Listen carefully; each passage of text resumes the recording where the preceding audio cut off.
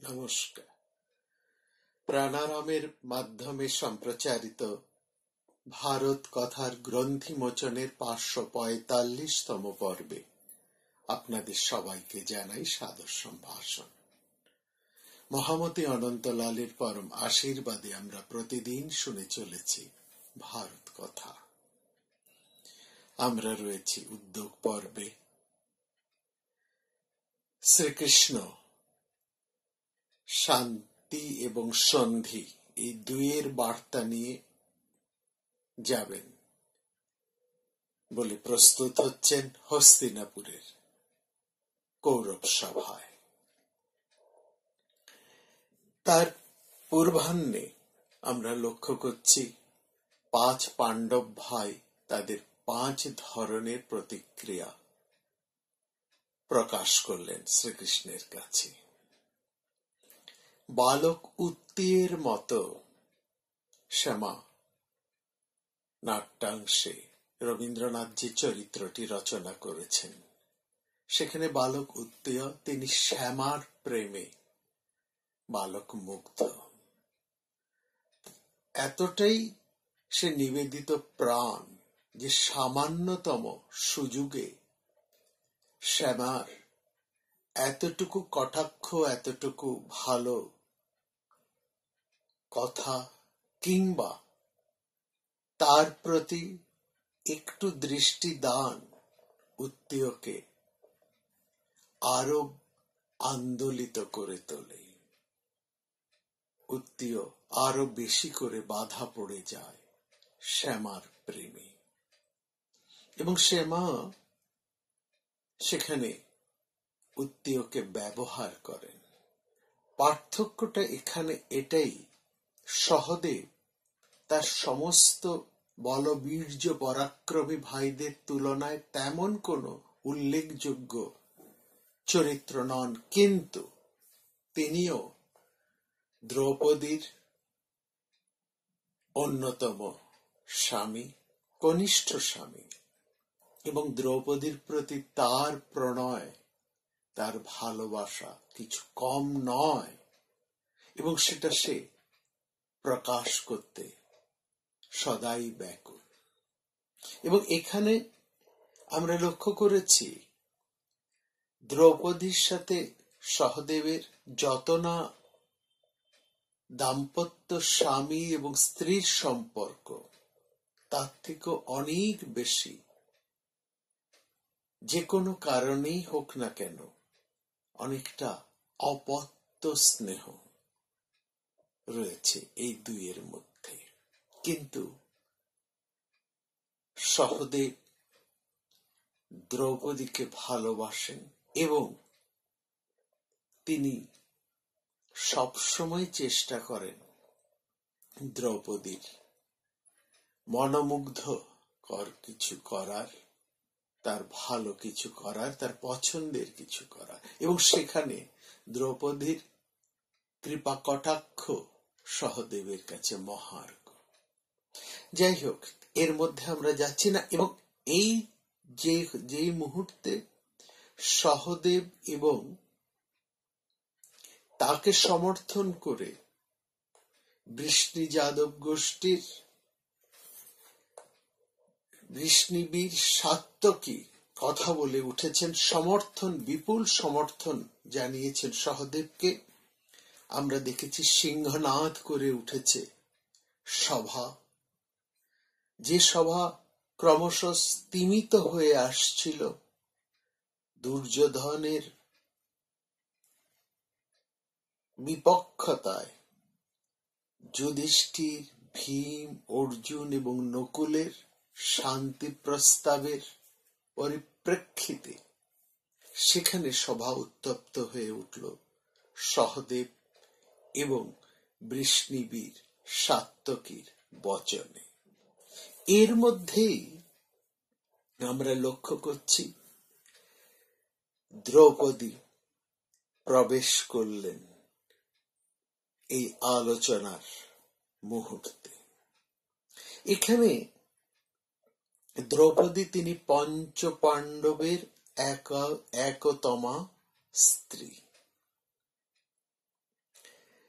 মহাভারতের কবি এখানে আমরা লক্ষ্য করছি খুব সচেতন ভাবেই দ্রৌপদীকে উপস্থিত করছেন এই আলোচনার মধ্যে। দ্রৌপদী আসছেন কিভাবে সেটা আমরা শুনছি বৈশম্পায়নের কথায়। তিনি বলছেন, নিবিড় কৃষ্ণবর্ণ দীর্ঘ কেশ যুক্তা দ্রুপদ রাজ নন্দিনী কৃষ্ণা যুধিষ্ঠিরের এবং অন্যান্য পাণ্ডবদের হিতকর কথা শুনে শান্তি প্রতিষ্ঠার সন্ধি প্রতিষ্ঠার কথা শুনে শোকার্ত হয়ে সহদেব এবং সাত্যকীর প্রতি তার সমস্ত ধন্যবাদ এবং তাদেরকে সমর্থন জানিয়ে তিনি দৃঢ় এবং ধীর পায়ে প্রবেশ করছেন এই আলোচনা সভায়। অর্থাৎ দ্রৌপদী কথা বলতে উঠেই প্রথমেই ধন্যবাদ জানাচ্ছেন তার কনিষ্ঠ স্বামী সহদেবকে এবং সাত্যকীকে। এরা দুজনেই যুধিষ্ঠির, ভীম, অর্জুন এদের তুলনায় অনেক ছোট এবং গুরুত্বের দিক থেকেও এরা দুজনই এদের তুলনায় অনেক কম গুরুত্বহীন। কিন্তু তারা যে দ্রৌপদীর মর্ম যন্ত্রণাকে উপলব্ধি করে যে যুদ্ধের কথা বলেছেন তাকেই সমর্থন জানিয়েছেন, সেটাই যেন দ্রৌপদীর অন্তরের কথা। আর এখানে লক্ষ্য করুন কবি কোন ভূমিকায় কোন ভাষায় দ্রৌপদীকে উপস্থিত করছে। এখানে তিনি যাজ্ঞসিনী, দ্রৌপদী এমন কোন নাম তিনি ব্যবহার করেননি। তিনি সরাসরি দ্রৌপদীকে কৃষ্ণের বিপরীতে কৃষ্ণা সম্বোধনেই উপস্থিত করছেন। কৃষ্ণা দাসার্হ মাসিনম অব্রবচ্চ আকর্ষিতা। দাসার্হ মানে দাসার্হ হচ্ছেন বৃষ্টিবংশীয় এক বিখ্যাত রাজা, অত্যন্ত পরাক্রমী রাজা এই বৃষ্টিবংশের, এবং শ্রীকৃষ্ণ সেই বিখ্যাত রাজার নামেই এখানে সম্বোধিত হয়ে আছেন। অর্থাৎ কৃষ্ণা দাসাস আশিনম অবৃচ্ছক আকর্ষিতা। তিনি শ্রীকৃষ্ণের সাথে কথা বলার জন্যই কৃষ্ণা প্রবেশ করছেন। এখানে কৃষ্ণের সাথে দ্রৌপদীর যে একটা ভিন্নতর সম্পর্ক রয়েছে এবং সেই সম্পর্ককেই সর্বাত্মক গুরুত্ব দিয়ে, প্রাধান্য দিয়ে মহাকবি দ্রৌপদীর প্রকাশ ঘটালেন এই আলোচনার মুহূর্তে। এখানে লক্ষ্য করুন সেই রাজসভা যেখানে দ্যুত ক্রীড়া হচ্ছে, সেখানে সত্য রক্ষার কারণে দ্রৌপদীর পঞ্চস্বামী আবদ্ধ, তারা সত্য পাশে আবদ্ধ, তারা পণের দ্বারা আবদ্ধ এবং তারা শর্তাধীন। ফলত সত্য রক্ষার তাগিদে তারা সেদিন কিছু করতে পারেননি, এটা সত্য। কিন্তু তারা তো সেই দিনই প্রতিজ্ঞা করেছিলেন, অন্তত মধ্যম পাণ্ডব তো তেমনই প্রতিজ্ঞা করেছিলেন যে তিনি দুর্যোধন এবং দুঃশাসনকে বধ করবেন। তৃতীয় পাণ্ডব প্রতিজ্ঞা করেছিলেন তিনি কর্ণকে বধ করবেন এবং সহদেব তিনি প্রতিজ্ঞা করেছিলেন তিনি শকুনিকে বিনাশ করবেন, অথচ আজ যখন সেই প্রতিজ্ঞা রক্ষার মুহূর্ত উপস্থিত, যুদ্ধ আসন্ন, তাদেরকে যখন সেই যুদ্ধে অবতীর্ণ হবার কথা, সবিক্রমে, তখন তারা মুখে সন্ধির প্রস্তাব আনছেন, শান্তির কথা বলছেন। এই সময় আমরা দেখছি সেই দ্রৌপদী আসছেন, তার কোনো পরিচয় কিন্তু মহাকবি পাণ্ডবদের সাথে যুক্ত করছেন না, এটা লক্ষ্য করা। তিনি পাণ্ডব ঘরণী, কিন্তু দ্রৌপদীকে মহাকবি উপস্থিত করছেন কৃষ্ণ নামে, কৃষ্ণের সাথে সম্বন্ধ যুক্ত করে। তারপরে বলছেন তিনি দ্রুপদ রাজের কন্যা, সীতায়ত মূর্ধজা সৌতা দ্রুপদ রাজস্য সীতায়ত মূর্ধজা। তিনি এইভাবে এই নীলকৃষ্ণ কেশরাশি যা দুঃশাসন সেই সভায় স্পর্শ করেছিলেন, এই কেশের পরিচয় যা তিনি কোনদিন আর বেনিবদ্ধ করেননি, এই আলোলায়িত ঘনকৃষ্ণ কেশরাজি, এই কেশরাশি যেন পাণ্ডবদেরকে স্মরণ করিয়ে দিচ্ছে, তোমরা কেন তোমাদের প্রতিজ্ঞা থেকে সরে আসছো, যখন তোমাদের প্রতিজ্ঞা পালনে উপযুক্ত সময় আসন্ন। দ্রৌপদী কথা বলতে উঠেই আমরা লক্ষ্য করলাম তিনি কৃতজ্ঞতা ধন্যবাদ জানিয়েছেন তার কনিষ্ঠ স্বামী সহদেবকে এবং সাত্যকীকে, কারণ সহদেবই একমাত্র বলেছেন যে রাজসভার মধ্যে জোর করে দ্রৌপদীকে আনা হয়েছে, তার অসম্মান হয়েছে, এবং সেই কারণে দুর্যোধনকে হত্যা না করা পর্যন্ত তার শান্তি নেই। এবং এখানেই লক্ষ্য করার, সহদেবকে সমর্থন করেছেন সাত্যকী, এবং সাত্যকী সহদেবের এই কথায় উপস্থিত অন্যান্য রাজা এবং রাষ্ট্রনায়ক ও সৈন্য প্রধানদের মধ্যে যথেষ্ট সাধুবাদ লাভ করেছে। তারা এমন কথাই শুনতে চেয়েছেন। সবচেয়ে দুঃখজনক দ্রৌপদীর পথে সেটাই কবি বলছেন যে দুঃখিত দ্রৌপদী সবচাইতে বেশি কষ্ট পাচ্ছেন। অশ্রুপূর্ণ নয়নে তিনি কথা বলছেন এবং তিনি সমস্ত বেদনায় তিনি দগ্ধ হয়ে যাচ্ছেন, কারণ তার সবচেয়ে বশংবদ স্বামী হচ্ছেন ভীম, যিনি চিরটা কাল দ্রৌপদীর মনোগত বাসনাই পূর্ণ করে এসেছেন। অর্থাৎ দ্রৌপদী যা চান সেটি ইঙ্গিত মাত্র অনুধাবন করে ভীম তার নিজের জীবনকে বাজি রেখে সেই কাজই উদ্ধার করে নিয়ে এসেছেন দ্রৌপদীর জন্য। আর সেই ভীমসেন শান্তি প্রস্তাব করছেন, সন্ধির প্রস্তাব রাখছেন।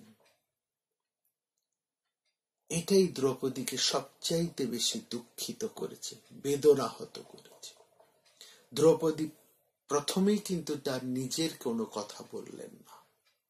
দ্রৌপদী রাজনীতিজ্ঞ, এটা বারবার মহাকবি আমাদেরকে বলেছেন পিতার কোলে বসে তিনি কেমন ভাবে রাজনীতির দুটি পাঠ, অর্থাৎ বৃহস্পতির পাঠ এবং শুক্রাচার্যের রাজনীতি বিষয়ক পাঠ দুটোই তিনি শিখেছেন। কিভাবে তিনি নিজেই এক রাজনীতি, রণনীতির এবং সমস্ত কূটনীতির অভিসন্ধিগুলো তিনি রপ্ত করে নিয়েছিলেন তার সেই কন্যাকালে। এখানে আমরা দেখছি তিনি বলছেন, তিনি অন্তত দুঃখিত এবং অপমানিত হয়ে দ্রৌপদী বলছেন, দুর্যোধন এবং তার সাঙ্গপাঙ্গরা যেভাবে কপট পাশা খেলে রাজ্য থেকে পাণ্ডবদেরকে দূর করে দিয়েছে, তার কথা তো শ্রীকৃষ্ণ তুমি ভালো করেই জানো। এবং বলছেন, মহারাজ ধৃতরাষ্ট্র সঞ্জয়কে এখানে যে উদ্দেশ্যে পাঠিয়েছেন এবং সেখানে কি ধরনের কথা হয়েছে তাও তুমি জানো। যুধিষ্ঠির বলেছিলেন, রাজ্য না হোক অন্তত 5টা গ্রাম, অবিস্থল, বৃকস্থল, মাকন্দি, বারণাবত অথবা এবং অন্য যে কোনো একটি, এই 5টি গ্রাম তিনি প্রার্থনা করেছেন। কিন্তু দুর্যোধন সে কথায় কোনো কর্ণপাত করেননি। কেননা এখানে দুর্যোধন বুঝে গেছেন দ্রৌপদী যা বলতে চাইছেন। দ্রৌপদীর বক্তব্য অনুসারে দুর্যোধন বুঝে গেছেন যে মানুষ এত অসম্মানের পর, এত নিগ্রহের পর, এত কষ্ট সহ্যের পরও যারা সন্ধির সুর মিশ্রিত করে রাজ্যাংশের দাবি না করে মাত্র 5খানা গ্রামের দাবি করে, সেই যাচনাকে দুর্যোধন পরম দুর্বলতা হিসেবেই গ্রহণ করেছে। এবং এই দুর্বলতা ভেবেই দুর্যোধন কখনোই পাণ্ডবদের এই ধরনের প্রস্তাবে কর্ণপাত করবে না, এটা দ্রৌপদী খুব ভালো করে বুঝে গিয়েছে। দ্রৌপদী এখানে রাজনীতির কথা বলছেন সাম, দান, দণ্ড এবং ভেদ, এই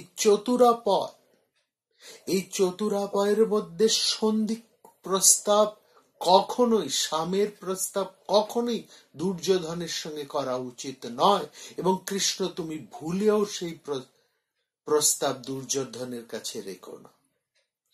সন্ধি না করলে আমাদের পরাজয় হবে এমনটা ভাবার দরকার নেই। কারণ এই পাণ্ডব পাঞ্চালরাই যুদ্ধ করে তাদের অংশ অধিকার করে নিতে সক্ষম। দুর্যোধনের ব্যাপারে দ্রৌপদী যেসব কথাগুলো বলেছে সেগুলো পরীক্ষিত সত্য। দ্রৌপদী বলছেন, দুর্যোধনের সাথে ভালো কথা বলে আলোচনা করে কোনো লাভ নেই। কারণ আলাপ আলোচনাকে, এই ধরনের সন্ধির প্রস্তাব বা শান্তির বার্তাকে দুর্যোধন দুর্বলতা বলে মনে করবে এবং সামনীতিতে আর কোনো কাজ তার সাথে হবে না বা হয় না। দুর্যোধন আলোচনার থেকে তিনি অন্য কিছু ভাবনায় জারিত। ফলে সাম এবং দান, এই দুটো নীতি কখনো দুর্যোধনের মতো মানুষের সাথে কাজ হয় না। 13 বছর ধরে এই অবর্ণনীয় কষ্ট সহ্য করবার পর পাণ্ডবদের ঋদ্ধ রাজ্য ভোগ করেও কিন্তু দুর্যোধনের লোভ এতটুকু অবদমিত হয়নি, রাজ্য লোভ তার কমেনি। ফলে যদি সামের বদলে দান নীতি হয়, তাহলে দুর্যোধন এখানে আরো বেশি করে চাইবে। এবং এখনো এর পরে দুর্যোধন যা চাইবে সেটা হচ্ছে পাণ্ডবদের কাছে যে সমস্ত দৈব অস্ত্রগুলো আছে তার অধিকার। সুতরাং ভেদ নীতিতে যে সময়, সে সময় তো পাণ্ডবদের হাতে নেই। সুতরাং সাম, দান, ভেদ যখন কাজে আসবে না কোনোভাবেই দুর্যোধনের সঙ্গে, সুতরাং দণ্ড প্রয়োগই একমাত্র উপায়, এবং এখানে বাঁচতে হলে মারতে হবে দুর্যোধনকে। তস্মাৎ তেষু মহাদণ্ড ক্ষেপ্তব্য ক্ষিপ্রম অচ্যুত। দ্রৌপদী কোনো দ্বিধা বা সংশয় ভুগছেন না। দুর্যোধন, দুঃশাসন, কর্ণদের সমস্ত বিকার তাকে সহ্য করতে হয়েছে বলে তিনি বলছেন, অবদ্ধ নিরীহ জনকে হত্যা করা যতখানি অন্যায়, ঠিক একই রকম ভাবে বধযোগ্য অর্থাৎ জঘন্য অন্যায়কারীকে বধ না করাও ঠিক ততখানি অন্যায়। সেই দোষ যেন তোমাকে স্পর্শ না করে কৃষ্ণ। তুমি পঞ্চম পাণ্ডবদেরকে নিয়ে দুর্যোধনকে হত্যা করারই বরং সংকল্প করো, তার ব্যবস্থা করো। রাজনীতির কথার মধ্যে আমরা দ্রৌপদীর বাস্তব জ্ঞানকে খুব পরিষ্কার করে বুঝতে পারি, এবং বুঝতে পারি তিনি রাজনীতির অভিসন্ধিগুলো কতখানি ভালো বুঝতে পারেন। এরপরে তিনি বলছেন, পৃথিবীতে আমার মতন নারী আর কে আছে?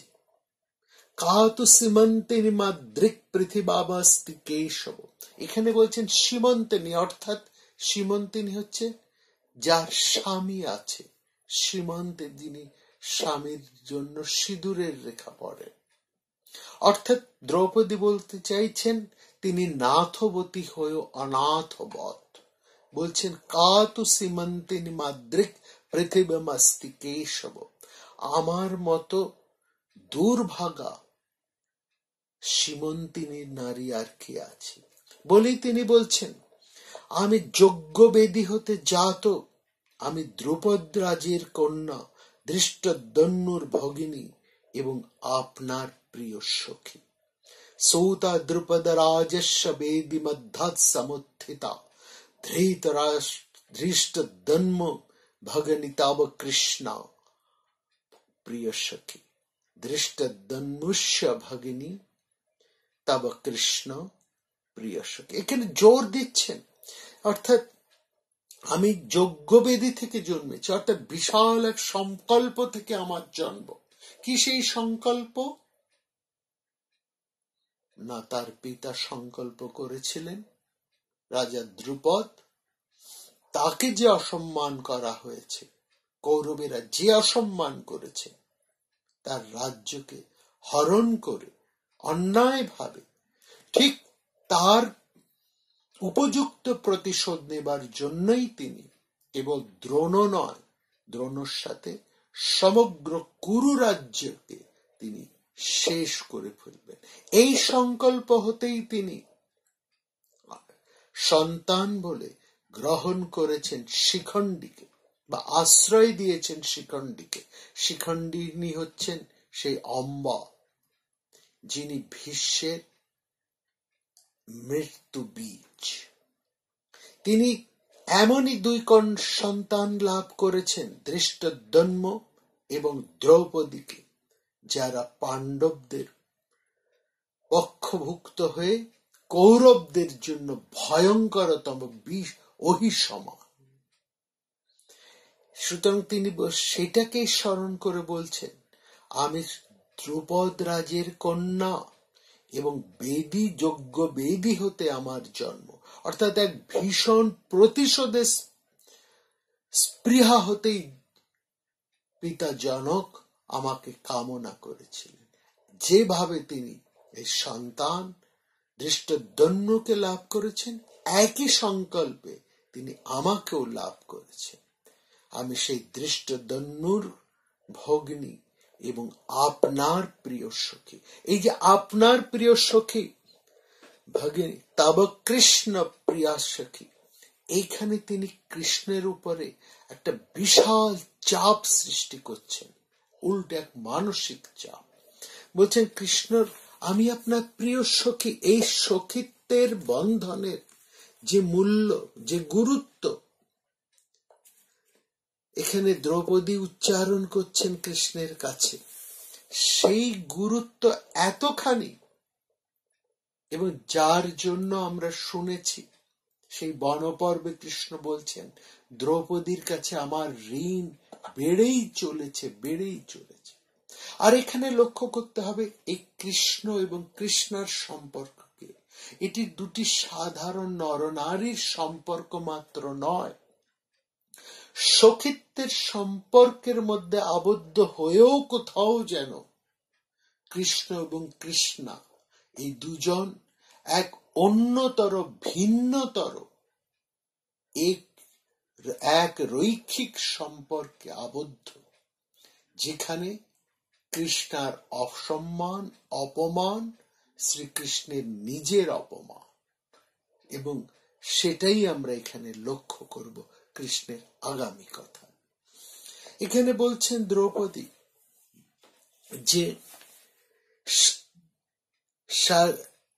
যে রমণী বিধাতার কাছে পুরুষের পৌরুষীয় শক্তির আকর্ষণ এবং আক্রমণের বিষয় হয়ে দাঁড়ায়, সেই রমণী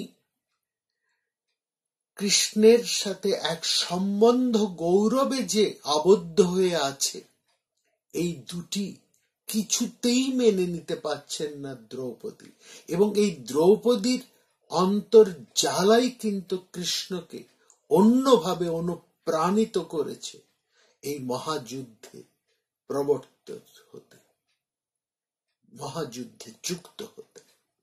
এবং সেই জন্যই তিনি বলছেন এই পৃথিবীতে আমার মতন শ্রীমন্তিনী ভাগ্যবতী রমণী আর কে আছে। এই কথাটা তেমন যেমন বলছেন তেমনি তেমনি বলছেন আমি তোমার তো প্রিয় সখী, আমি এক বিরাট বংশ থেকে আরেক বিরাট বংশে, এক বিখ্যাত বংশ থেকে আরেক বিখ্যাত বংশে আমি এসেছি। আমি মহাত্মা পাণ্ডুর পুত্রবধূ, আর পাঁচজন ইন্দ্রের সমান 5 ভাই আমার স্বামী, সেই তেজস্বী স্বামীদের ধর্মপত্নী আমি।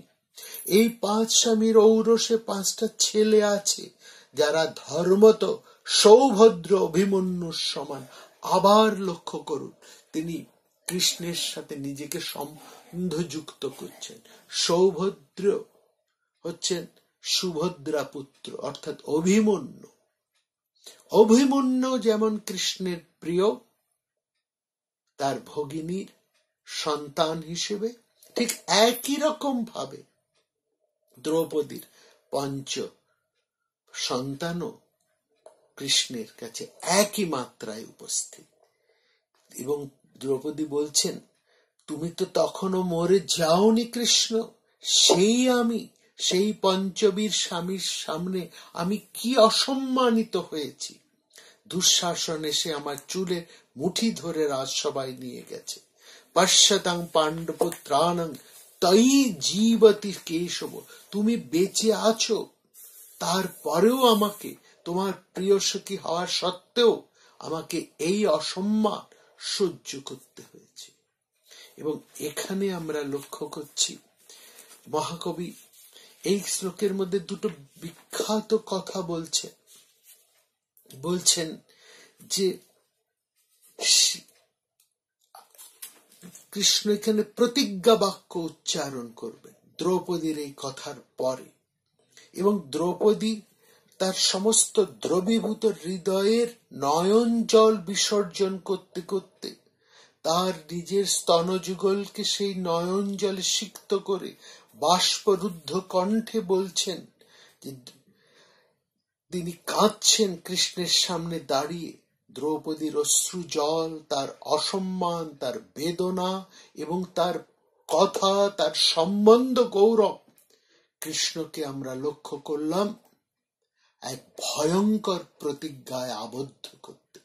এবং এই প্রতিজ্ঞা বাক্যের পরই আমাদের প্রশ্ন থাকবে, এর পরেও কি শ্রীকৃষ্ণ যুদ্ধ না করে, কৌরব বিনাশ না করে থাকতে পারেন? তিনি শান্তি প্রতিষ্ঠার জন্য যাচ্ছেন, কিন্তু শান্তি প্রতিষ্ঠা তার লক্ষ্য নয়। কি প্রতিজ্ঞা করলেন শ্রীকৃষ্ণ আমরা শুনবো আগামী পর্বে। এবং শুধু তাই নয়, সেখানে আমরা লক্ষ্য করব শ্রীকৃষ্ণ তার কূটনৈতিক প্রজ্ঞায় কেমন ভাবে এক অনন্য রাজনীতির ছক লিপিবদ্ধ করলেন। শুনব আগামী